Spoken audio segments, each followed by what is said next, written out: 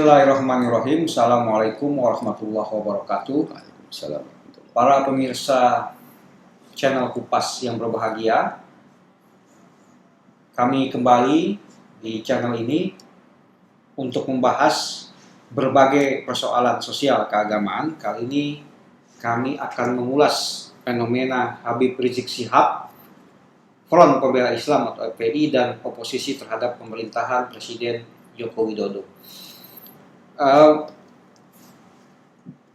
Sekembalinya Habib Rizik Syihab dari Arab Saudi, selain tentu saja sikap oposisional yang dia tunjukkan kepada pemerintah Presiden Joko Widodo, berkembang wacana lain, yaitu yang mempersoalkan status sosial, bahkan mungkin juga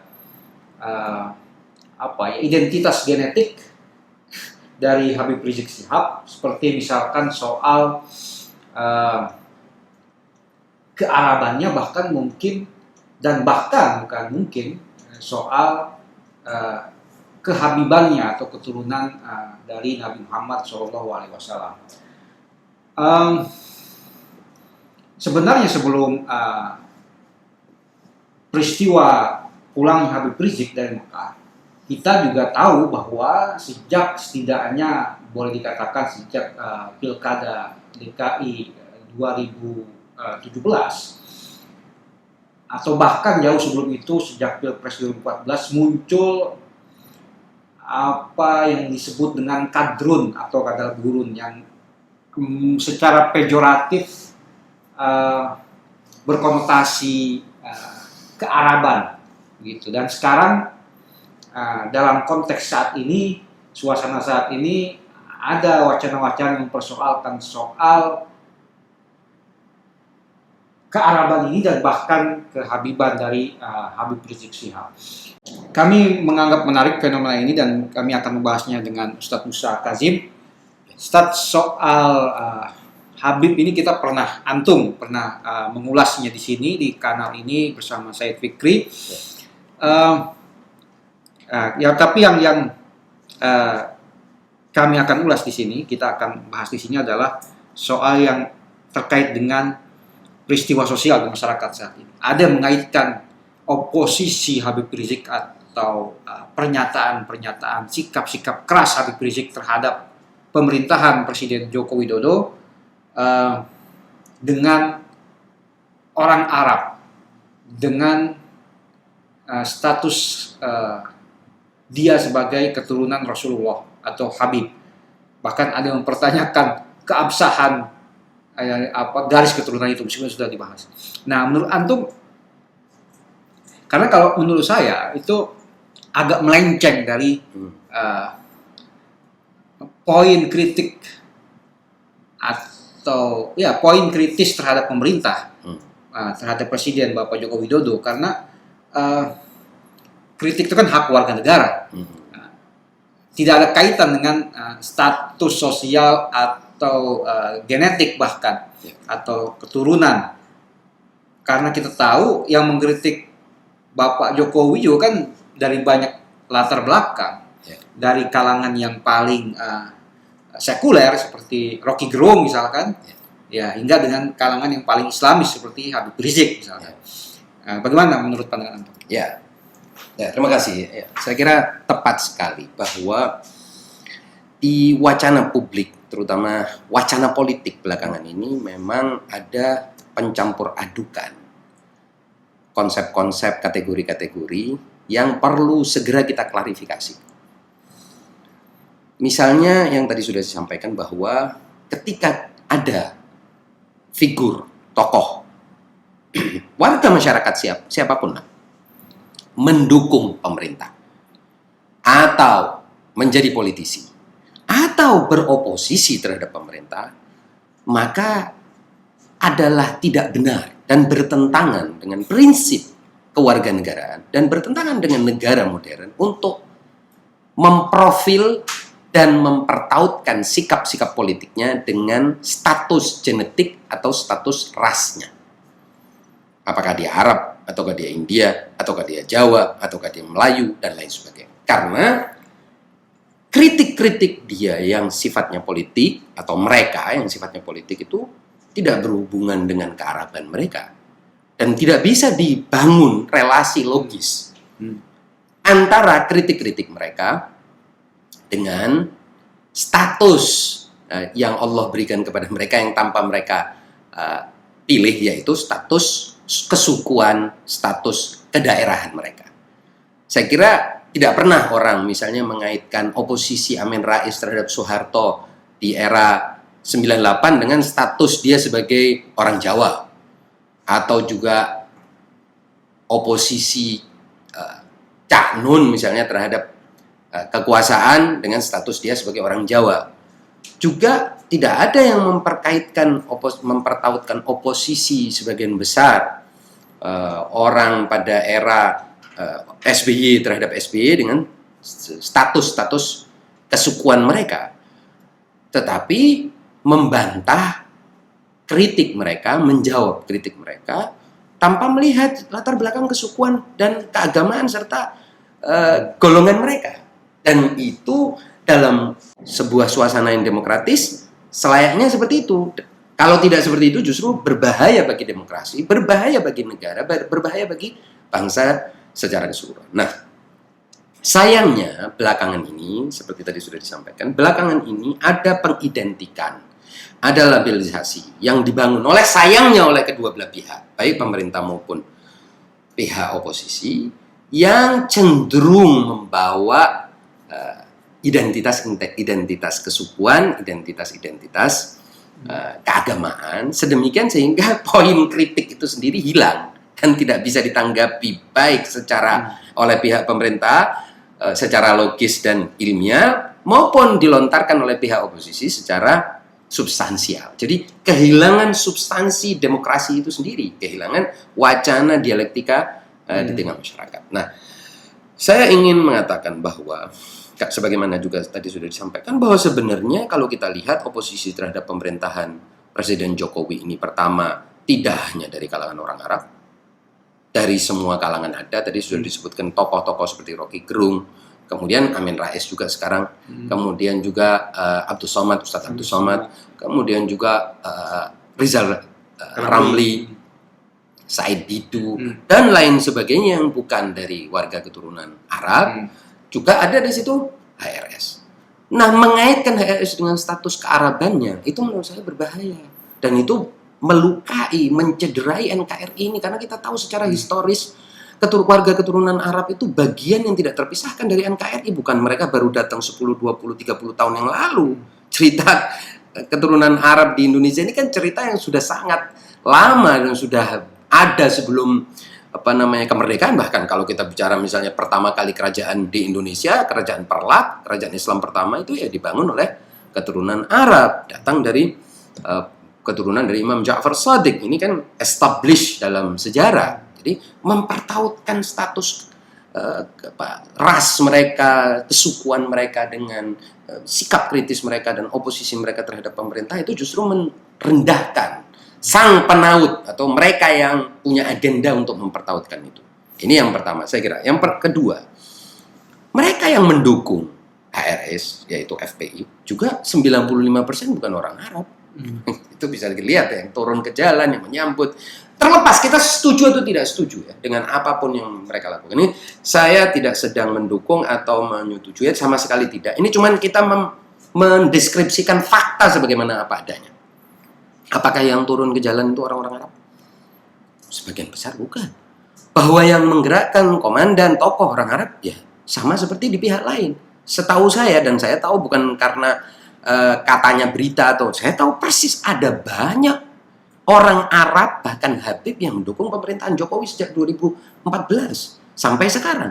Dan tidak sedikit mereka juga berkorban dalam rangka mendukung pemerintahan ini, berkorban status, berkorban uang, berkorban tenaga, berkorban waktu untuk mendukung pemerintahan ini. Mengapa mereka tidak diangkat dan dikatakan bahwa para pendukung Jokowi adalah warga negara keturunan Arab? Kenapa tidak dikaitkan itu? Ya, jadi mengaitkan sikap oposisional dengan keturunan Arab justru melukai keturunan Arab yang mendukung yang selama ini telah mendukung, dan saya tahu persis pemerintahan Jokowi, bahkan Presiden Jokowi secara pribadi punya teman orang Arab sejak menjadi wali kota di Solo.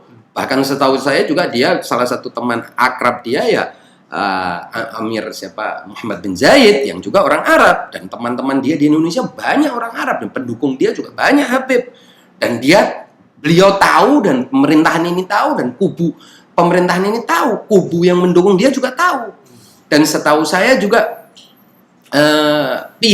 tokoh-tokoh yang mendukung pemerintahan ini juga mengambil risiko dalam dukungannya terhadap pemerintahan. Tokoh-tokoh dari kalangan habaib atau dari kalangan Arab ini menanggung risiko dalam dukungannya terhadap pemerintahan Presiden Jokowi. Mempertautkan oposisi dan mengidentikan oposisi dengan kearaban itu melukai mereka dan mendegradasikan mereka, dan menyebabkan pertarungan kontestasi politik ini nilainya rendah, nilainya mengalami degradasi yang luar biasa. Dan berbahaya terhadap kesatuan dan persatuan bangsa. Karena bangsa ini, NKRI ini tidak akan bisa ada tanpa warga negara keturunan Arab. Tidak ada bisa. Karena kita lihat kesultanan-kesultanan yang merebak di seluruh Nusantara, yang menyebar di seluruh Nusantara, yang kemudian bergabung dan bersatu untuk melawan penjajah, dan akhirnya membentuk republik ini, juga tidak sedikit dari mereka yang warga negara keturunan Arab, yang sudah ada di sini ratusan tahun.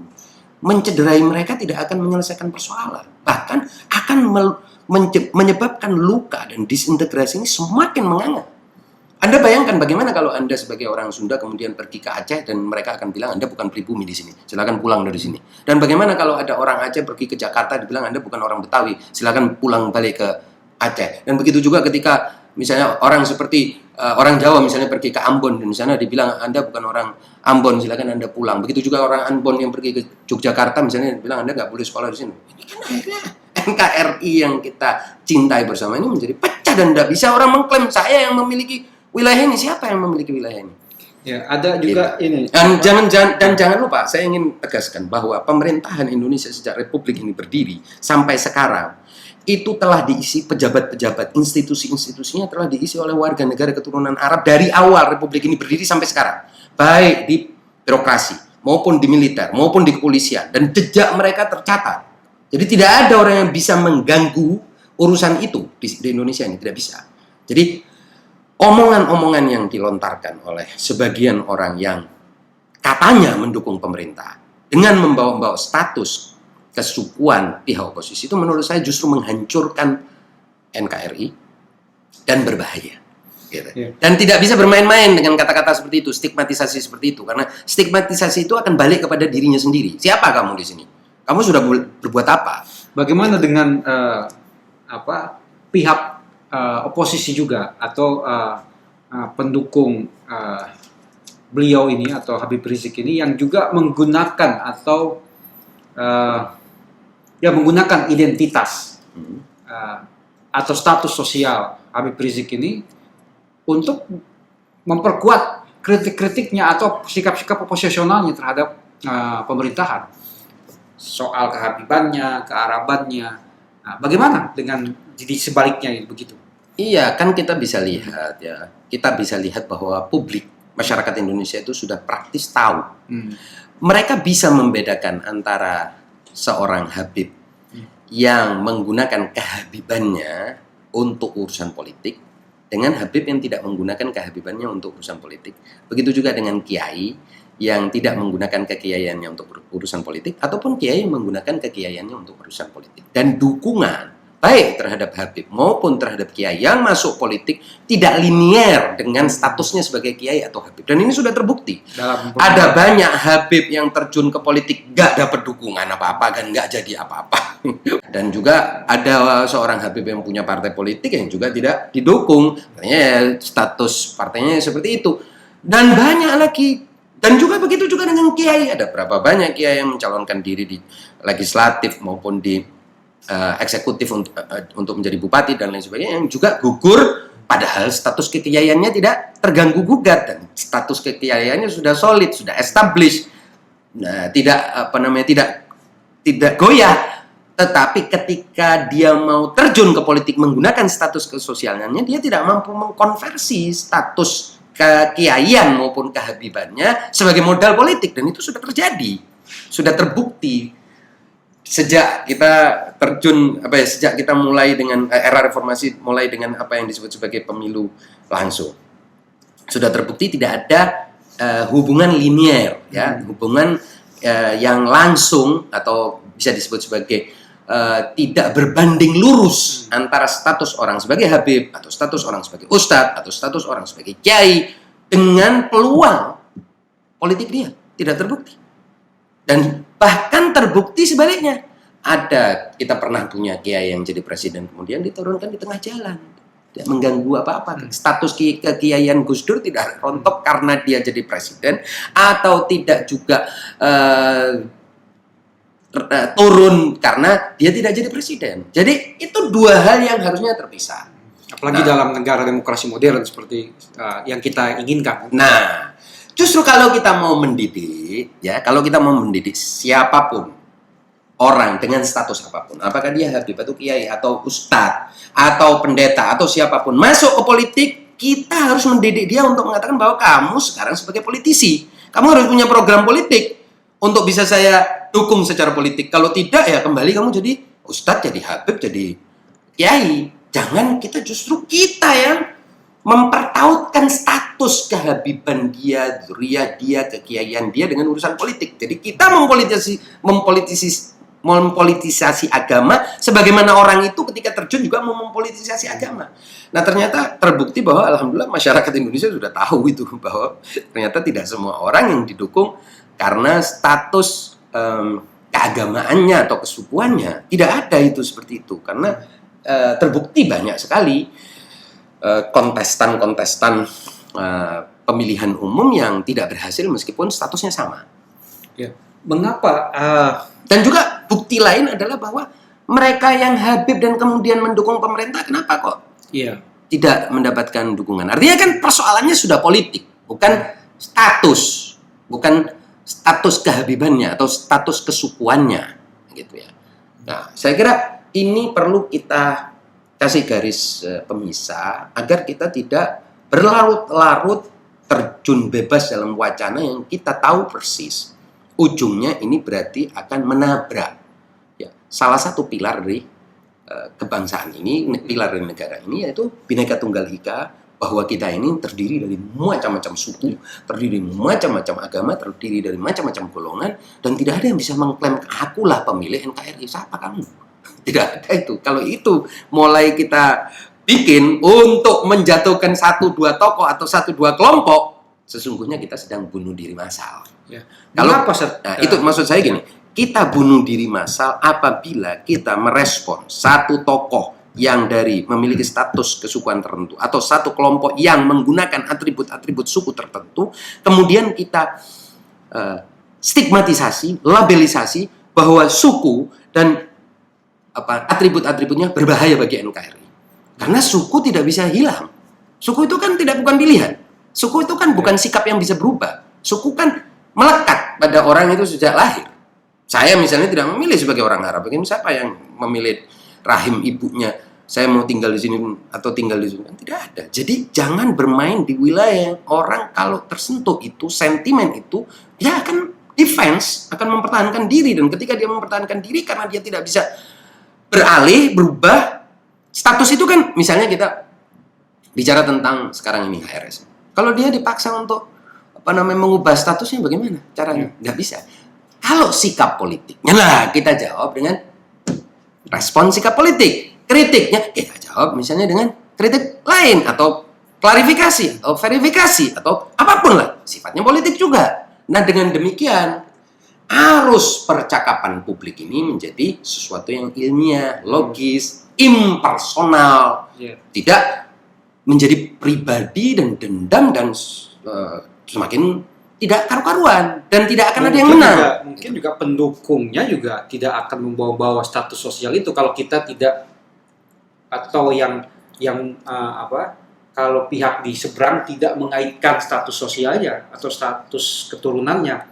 Karena kan buat apa juga mereka bicara tentang keturunan kalau yang di sini juga tidak membalasnya dengan keturunan. Jadi tidak tektok lagi kan. Ya, jadi level percakapan meningkat dari sesuatu yang tidak bakal bisa berubah, yaitu status, Siapanya gitu kan. status genetik dan ras dan kesukuan orang yang tidak akan bisa berubah menjadi sesuatu yang mungkin berubah karena dialog bisa mencapai titik temu. bisa mencapai karena berbicara soal apanya. karena dialog tidak mungkin berbicara tentang hal-hal yang sudah fix. Iya. Anda tidak mungkin mendialogkan saya tentang siapa orang tua saya, nggak mungkin. Oleh sebab itu kita kan dalam argumentasi itu biasanya kita bilang tidak boleh melakukan argumentasi yang bersifat ad hominem. Artinya kita mencela pribadi orang karena pribadi itu tidak bisa berubah mungkin. Ada hal-hal yang misalnya karena orang ini memiliki mata biru maka dia penipu. Wah, repot dong. Anda mengaitkan mata biru orang dengan sifat kepenipuan. Penipu bisa jadi besoknya tidak menipu, tapi kalau mata biru orang mau diapain? Maksudnya dicongkel, diganti. Maksud saya kita harus naikkan level percakapan ke hal-hal yang tidak menyentuh, hal-hal yang sifatnya tidak bisa diubah. Dan ini berlaku untuk kedua belah pihak. Jadi saya berharap misalnya jangan sampai ada sentimen. Tadi beberapa waktu yang lalu kita baca misalnya ada sentimen karena sejumlah oposisi itu datangnya misalnya ini juga selain dari Arab yang sempat juga mencuat itu kan misalnya dari Melayu. Wah, ini karena orang-orang Melayu versus orang-orang Jawa. Percakapan mengarah kepada seolah-olah ini perbincangan pertarungan suku. Menurut saya itu berbahaya sekali untuk NKRI. Dan kalau masing-masing pihak tidak bisa punya kearifan untuk naik kelas, ya akibatnya pertama konflik yang semula bersifat politik akan menjadi konflik yang bersifat antar suku golongan ya, atau sara. Kalau kita tahu kalau sudah konflik itu bersifat sara antar suku, agama dan golongan, maka yang akan terjadi bahwa konflik itu tidak akan selesai. Kenapa? Karena orang tidak akan mengubah agamanya karena konflik. Orang juga tidak bisa berubah sukunya karena konflik. Orang juga tidak mau mengubah golongannya karena dengan konflik. Tapi orang bisa mengubah sikap politiknya dengan dialog, dengan kontestasi, dengan dialektika, dengan percakapan di ruang publik, dengan adu argumentasi. Bisa berubah, nggak masalah. Yang oposisi bisa kemudian menjadi pro pemerintah, pemerintah juga bisa mengubah kebijakan-kebijakannya sesuai mengakomodir kritik-kritik dari oposisi. Kan gitu. Kalau saranya yang disasar, mana orang mau berubah dengan konflik karena dan terbukti tidak ada orang berubah atau mau mengubah dan sebagian tidak bisa diubah. Kalau misalnya status kesukuan mana bisa diubah. Mau konflik berapa lama pun tidak bisa diubah. Dan itu sebetulnya itu sisa-sisa peradaban jahiliyah kalau dalam Al-Quran itu disebut peradaban jahiliyah, itu hamiyatul jahiliyah, itu fanatisme terhadap sesuatu yang tidak punya nilai. Kan suku sebagai suku tidak punya nilai sebetulnya. Yang punya nilai adalah jejak-jejak perbuatan-perbuatan manusia, karya-karya manusia. Saya kira ini yang harus kita tingkatkan. Ya. Jadi kalau mungkin boleh sedikit menganalisis, antum saya minta menganalisis. Artinya percakapan yang terjadi soal kearaban atau kehabiban dalam konteks yang sebenarnya sangat bisa dibicarakan, didialogkan ini soal kritik ya, soal politik. Itu sesuatu yang alamiah atau by design gitu kira-kira. Nah, itu yang saya khawatir bahwa mungkin sebagian orang karena kesal. Katakanlah kesal dengan oknum atau tokoh oposisi tertentu, sekelompok orang tertentu mulai dia sikat atau dia sasar sesuatu yang paling sensitif dengan harapan kendor yang sebelah sana. Itu menurut saya itu kekanak-kanakan. Kita tahulah kalau sudah konflik itu menyasar urusan yang orang tidak bisa berubah, mau gimana? Sukunya orang bisa berubah karena konflik. Nah, kecuali ada sasaran pembantaian karena ada ethnic cleansing dan itu juga kita tahu tidak mungkin terjadi. Indonesia tidak mengizinkan hal-hal seperti itu terjadi kan? Karena Indonesia ini sudah terlalu bercampur baur. Yang akan terjadi perang semesta, dan ini pernah saya ingatkan di salah satu tulisan saya bahwa kalau kita itu di Indonesia beda dengan mungkin situasi kita di Suriah misalnya yang bisa ada ada kekuatan tertentu yang bisa mendominasi. Kalau di Indonesia ini kan tidak ada yang bisa disebut sebagai mayoritas. Kalaupun ada mayoritas suku, sukunya pun terbelah dalam agama, golongan, dalam afiliasi politik, dalam ideologi dan lain sebagainya. Dan yang namanya mayoritas suku tertentu itu juga tidak solid kepada figur tertentu atau tokoh tertentu. Kita tahu misalnya di Jawa saja ada